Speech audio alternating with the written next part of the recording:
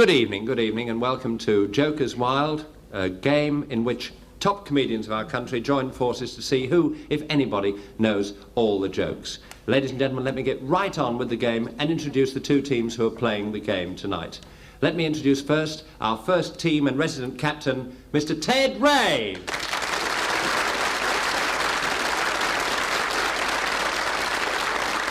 Joining Ted will be his team consisting of Mr. Ray Martin and Mr. Don McLean. Opposing them this week we have our opposing captain, Mr. David Nixon. With his team, Mr. Les Dawson. And Mr. Bobby Pattinson.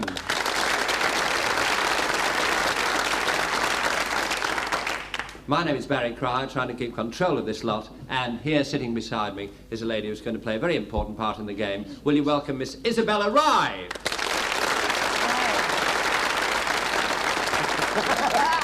Miss Heavy Industry 1953. I'm going to ask her to say hello again. Say hi again, Isabella. Hello. She makes it up all herself. Now, after that ad lib festival, ladies and gentlemen, we move on. Let me tell you quickly about this game. Each one of our comedians, in turn, will be asked to tell a joke, and as he's telling the joke, one of the comedians from the opposing team will be able to press his buzzer and interrupt him and finish the joke. I will then adjudicate. Anyway, watch the game. I'm sure you adjudicate, Ray. You do, you're cleaning up. I'm self-taught, you know. And Filthy. as we go along, I'm sure we'll pick up the game. Let's start it now, and you'll see what I mean. We go straight to our first captain, Ted Ray. I press the button. Ted, your subject is... I press the button, no card comes up. The magic of television, ladies and gentlemen. There it is.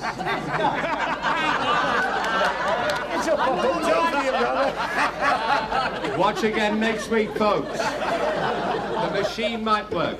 And anything I do after this will be a comeback. The first subject, Ted Ray. It's a bit late, Ted, but very welcome. And your first subject is chivalry. What? That's what it says here. Is that the best you can pick out of six? I nearly got a short circuit. If you'd said cavalry, I could have chivalry, now ain't it? Well, we have to go back a long time for chivalry, because, you know, the age of chivalry is dead. Anyway, the story was that it was a tram car. You remember tram cars, those things on the overhead wire? And on this tram car gets a very pretty girl. She goes along, and as she gets halfway down the tram, an old drunk gets up and he says, "Madam, will you please take my seat? I want you to sit down." And she sat down and smiled, and he hung onto the strap, and they went all the way to the depot, about 6 miles. And then the girl got off, and the old drunk went to the conductor, and as he got off, he said to the conductor, "That, my friend, was chivalry. To show you the age of chivalry is not dead." And the conductor said, "Oh, so that's what it was. I wondered, because you were the only two on the ruddy tram." 5 points. We get our game off to a roaring start with 5 well-earned points from Ted Ray. We move to our opposing captain, David Nixon. David, I press the button. Good heavens, it works. And the subject is advertising. Advertising. Advertising. Advertising. Advertising. Would you like to take one of my cards? Well, I think. There was this man, you see, who went into a newspaper office and he said, "I want to place a personal advertisement." And it reads, "Tomcat lost, Ginger Tom, £100 reward." And the clerk said, "You must be very fond of that cat, sir." And he said, "Fond of it? I hate it." He said, "It's dirty, bad-tempered, it scratches, it tears the curtains." And he said, "And I hate it." He said, "But the wife loves it. She thinks it's a marvellous cat." And the clerk said, "But even so," he said, £100, it's a lot of money for a cat." And he said, "Not for this one. I drowned it last week."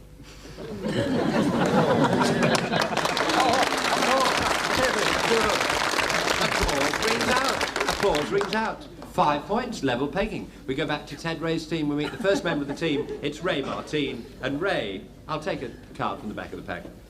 The subject is hats. Ah, hats. Well, I was walking down the street the other day, and I saw Patrick... An interruption from Les By a Dawson. fly. I'm Didn't sorry, say to Ray. come in. I'm fly, sorry, that's a Ray. horsefly. Les Dawson with your interruption.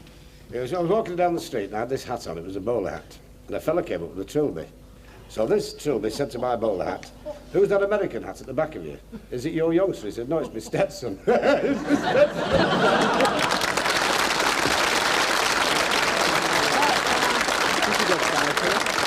You took me over there, ladies and gentlemen. 5 points to Les Dawson. 5, I agree, Bobby. But we do, in fact, return. We revert, if you'll pardon the expression, That's to the Mr. rest Ray of the Martin, who will continue his original joke. That wasn't the end, was it, Ray? It was, as far as I'm concerned.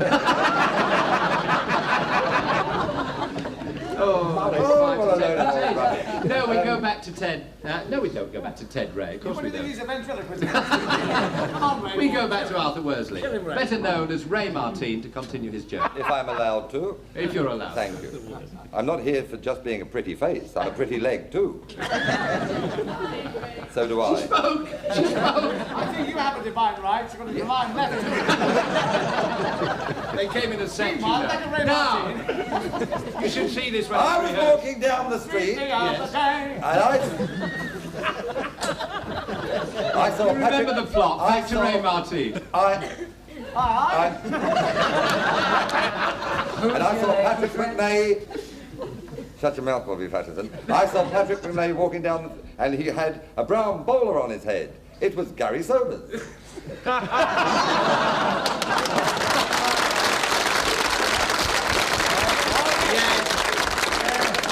A play on words. 5 points to Ray I Martin. would say if you let one in, your whole body's full of them soon. Yes, indeed. That died. Watch next week, we won't be here. We move to Les Dawson. And Les, your subject is golf. Golf. There was two men playing golf, and they just teed off, and one took a swing, and the ball just trickled 3 inches. And there was a chimney sweep on a hill overlooking the boat. Interruption from Ray Martin. Ray. Yes, well, this golfer was in a nudist colony, you see. And you're only giving the bare facts. And there was a large hedge in this nudist colony, and there was all the girls on one side and all the fellas on the other side. You've never seen so much beating about the bush in your life. I quite like that. I'm sorry, Ray, the connection with golf. I don't think he's feeling very well. He's not feeling very well. That's nothing to do about golf. Yes, he's not feeling He was a himself. golfer. We started off from scratch. Just as well as a filthy. He's not feeling himself. I noticed the improvement. I can't give 5 marks that interruption. The subject is golf, and we go back to Les Dawson to finish his own story. So this chimney sweep said, "Well, that's ridiculous." He said, "How can you play a stroke like that?" He said, "I can do better than that." So he pulled out a number 7 flue brush and hit the ball right down the fairway, and it trickled within 2 inches of the hole. And he pulled out a number 3 grape brush. Looks like it. And right to this fella said, "Well, that's marvellous. What's your handicap?" He said, "Central heating."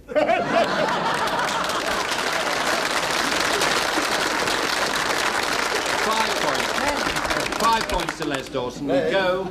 You get much work. Only when they pay you off. I thought Gentlemen. central eating was an old lady with one tooth on the top and one at the bottom. That's central eating. That's what I said. Ted. Yes, with Quiet, please, gentlemen. Yes, I'm going to Don McLean. I'm going to her Don name is McLean. Juanita. Let's. What can you do? I got this job through influence, you know. We move to Don McLean. Don. Oh no, it's the broken machine. I'll pick a card from the back. Craftsmanship is coming back, and the subject is dancing. Dancing. Dancing, yes. There was this street cleaner in Paris, you see, and he spent all his spare money on belly dancing lessons. And his main ambition in life was to dance the male lead in Swan Lake at Covent Garden. So one day he found this old newspaper, and there it said, headlines, male dancer in Swan Lake, falls down, breaks leg. So he's off. He's off to the coast. And he borrows a rowing boat at Calais, and he starts rowing across the channel. And he's within sight of the white cliffs of Dover when his strength fails him. He can go no further. And all of a sudden, a flock of pigeons come over the top of him, and there's a rope on the front of the boat. And he throws this up, and a pigeon catches it in his beak and pulls him ashore. And he goes to Covent Garden and he auditions, and the governors, they're amazed. They say, this is fantastic, we've never seen anybody dance like it. He said, how did you get here? And he explained how the pigeons pulled him ashore. And they said, I'm sorry, we can't use you. He says, why not? They said, we don't have pigeon-toed ballet dancers at Covent Garden.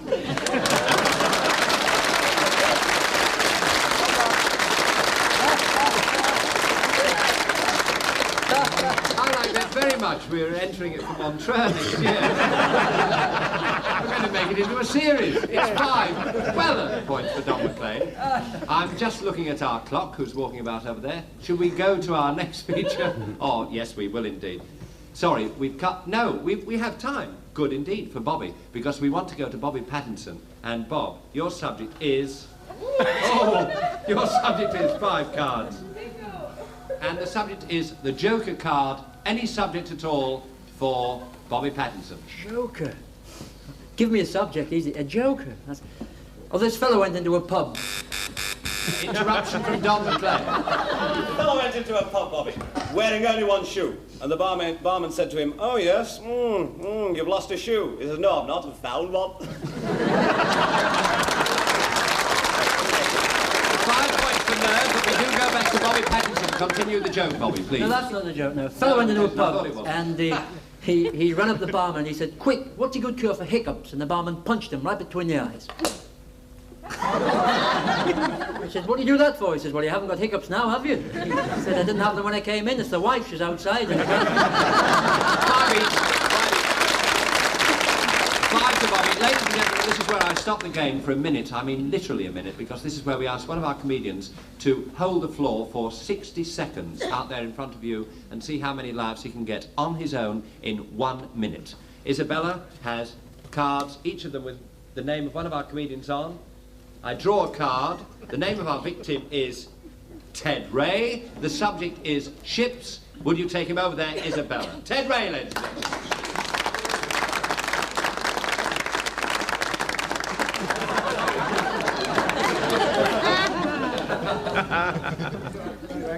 Where's the mic? Thank you, darling. Isabella, you're so beautiful. Thank you. Isn't she beautiful? Oh, yes, she is. Oh, yeah, I really do. You're just my type, you know. Oh, I'm so glad. Yeah, breathing.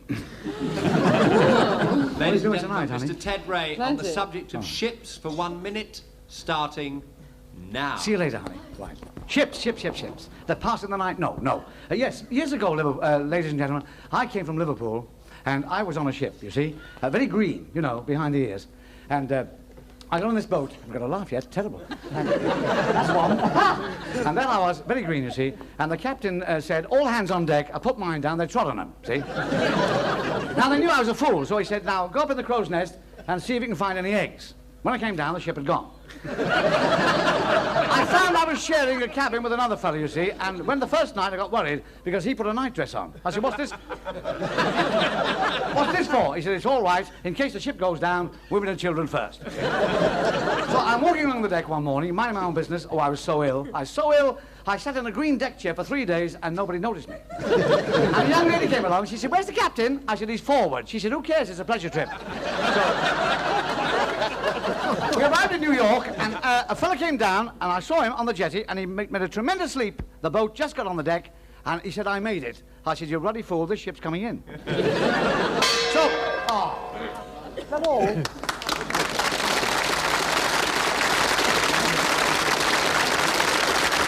of part 1. See you for part 2 in a couple of minutes from now. Give me the score. Right.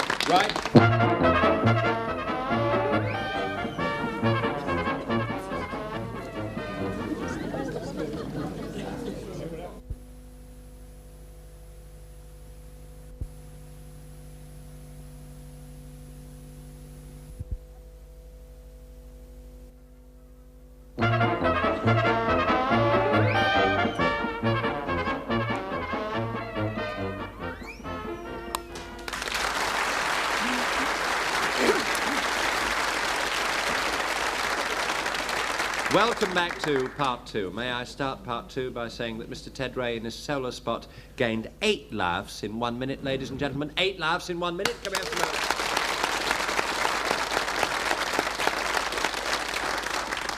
and goes on to meet Aristotle Onassis in the semi-finals. We welcome you back to Aristotle Onassis, dear. How are you feeling, Isabella? Say hi again. Say hi again, go on. Hello. Oh, great! I love it, I love it. We go back to the game, but then I'm perverted. We go back to the game, and we go back to our very own Ted Ray. I press the button, fearful. Here it comes. Hold your breath. Well done, card. And Ted, your subject is fog. Oh, fog, well.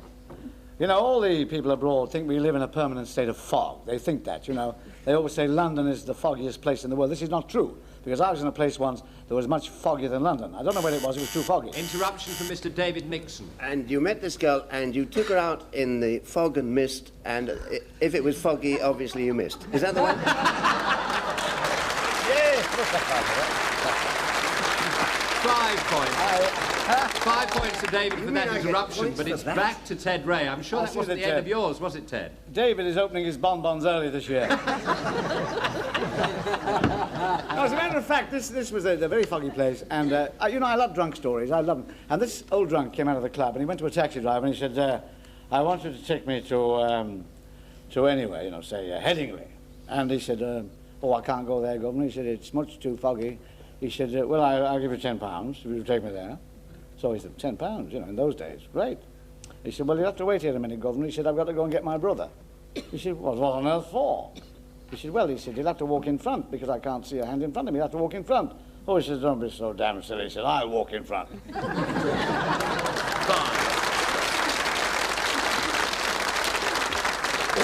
5 points to Ted, with the score standing at David's team 25 and Ted's team 25. And we go, in fact, to our last interrupter for his turn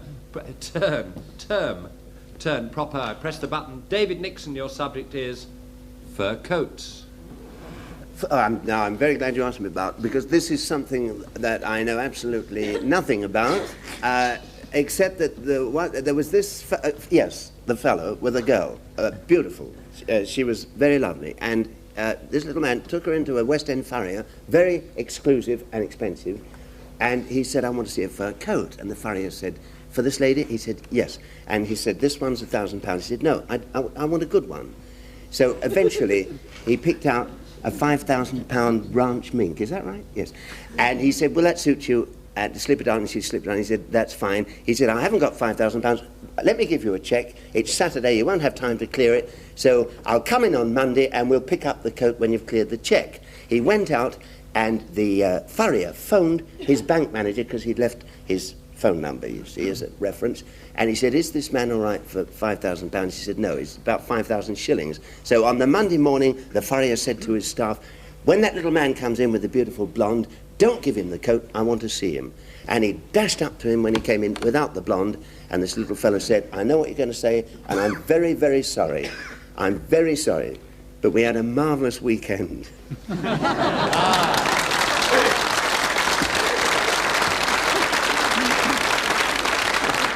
It was there. It was definitely there. 5 points. You could have made the fur coat a bit shorter.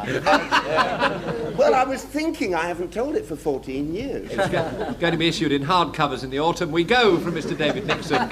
We go to our very own Ray Martin. Ray, I press the button. My God, it's getting slower. And the subject is insults. Oh, I know a lot about that. Everybody insults me.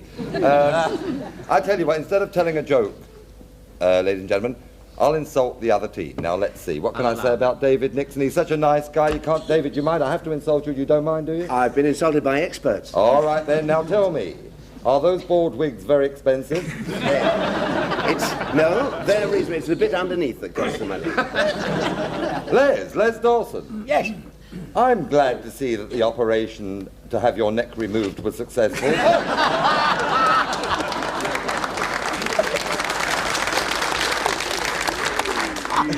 And Bobby Pattinson, of course, a comic who's given a whole new meaning to the word oh.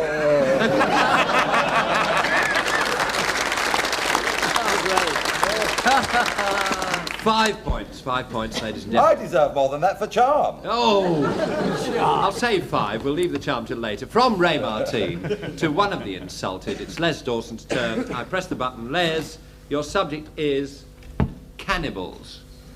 Cannibals. There was an Irish missionary, and he was captured, and he was put in the pot. And the chief came up, he said, now, this is a wonderful specimen. We'll get 2 meals out of this fella in the Sunday joint. He said, put carrots, potatoes and Swedes in the pot. And whatever you do, don't break his skin, don't bruise him, because you'll let all the juices out. So when the cannibals came back after the hot pot Interruption supper... from Mr. Ray Martin. While the missionary was in the pot, the tribal chief... Ever since I had my nose fixed, my mouth won't work. While the tribal chieftain was in the pot... No, while the missionary was... Go to your room! Oh, he's such a smooth talker. I know it. Go on, The Ray. tribal chieftain was furious and said to the missionary, don't eat the vegetables. No. No. Sorry, back to He said he's an Irishman, be thankful for small Murphys. Yeah. I can't give you 5 on that 10. We've got to go back to Les. Not a legitimate interruption. Back to Les to finish his own story. Right. So when he got back, the chief got back, you see, there was an axe in the middle of the Irishman's head. So he said to the cook, he said, well, you've spoilt the joint. Now, why did you do that? He said, well, I had to kill him, he was eating the potatoes. Well, it's better than him. It's the same. 5 points to Les Dawson. Time is moving on. We've time to go to Mr. Don McLean, ladies and gentlemen. Don, your subject is... Toothpaste. Henpecked. Toothpaste, there's no need for that. Henpecked. There was a little fella living in Barnsley. Interruption from Bobby Pattinson. He went home from work and his wife says, you got your work shoes on the wrong feet? He says, aye, they should be on yours. Yes, 5 to Bob. The clock is against us. Back to Don. No, there's nothing like it. Nothing Actually, like it. He went home, every night he went home and his wife used to nag him. She used to say, you never take me out, do you? I work here all day long, you never take me out. He got fed up with this after a fortnight. 4 o'clock in the morning, they're in bed, he digs her in the ribs, she wakes up, she goes, he says to her, fancy coming down the pit? 5. Ladies and gentlemen, quickly, we move to our last feature of the show. This is the quickie spot when the team have to complete a sentence one by one that I start. Here I am starting the sentence. Ted Ray, first to go. The sentence is, I won't say he was bald, but Ted Ray. I won't say he was bald, but when he stood next to his bald twin brother, they looked like a topless waitress. Ray Martin. I won't say he was bald, but every time he went in the bowling alley, people put their fingers in his ear holes. Don McLean. I wouldn't say he was bald, but all the flyers thought his head was London Airport. David Nixon. I won't say he was bald, but he combed his hair with a sponge. Les Dawson. I wouldn't say he was bald, but when he went to bed, his head slid off the pillow. Bobby Pattinson. I wouldn't say he was bald, but he married an Indian squaw to keep his wig warm. 15 points. 15 points each on the quickies, ladies and gentlemen, and the final score finishes up at David's team 55, Ted's team's 50. David's team the winner. May I say good night from Ted Ray, Ray Martin, and night. Don McLean.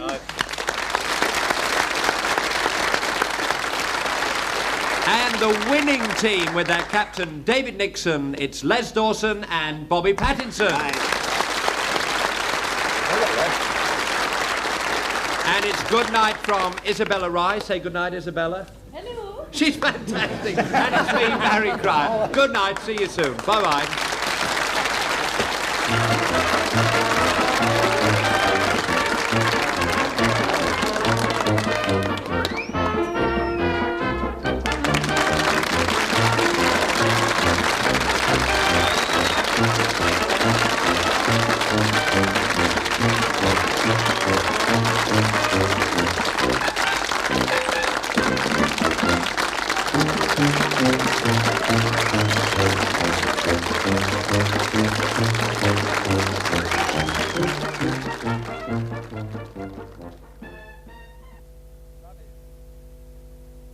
You know yourself best.